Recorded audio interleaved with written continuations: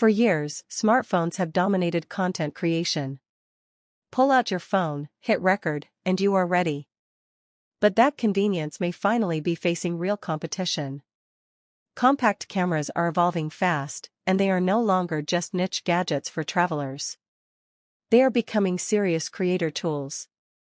The biggest example is the upcoming DJI Osmo Pocket 4 Pro. This device is expected to bring one of the most dramatic upgrades the Pocket line has ever seen. Leaks suggest DJI is introducing a dual-camera setup, which means a standard wide lens plus a telephoto lens built into one incredibly small body. That changes everything. Instead of depending on digital zoom like a phone, creators may finally get true optical reach in something that still fits in a pocket. That alone gives it a huge edge for travel, street shots, and cinematic sequences. Add DJI's trusted gimbal stabilization, and it becomes more than just a small camera. It starts feeling like a mini professional rig.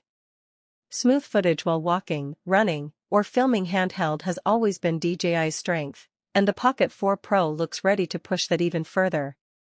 Then there is image quality. Reports suggest much larger sensors than before, which could make night footage significantly better. Smartphones rely heavily on software to brighten dark scenes, but dedicated sensors capture more natural detail. Shadows look cleaner, highlights stay controlled, and footage feels far more cinematic straight out of the camera. But the bigger surprise might be Insta360 Luna. Unlike DJI's traditional design, Luna is rumored to be built around a modular system. You attach different lens modules depending on what you want to shoot. Standard wide-angle, immersive 360, or specialty modes, all in one flexible ecosystem. That means creators no longer need separate devices for every type of content.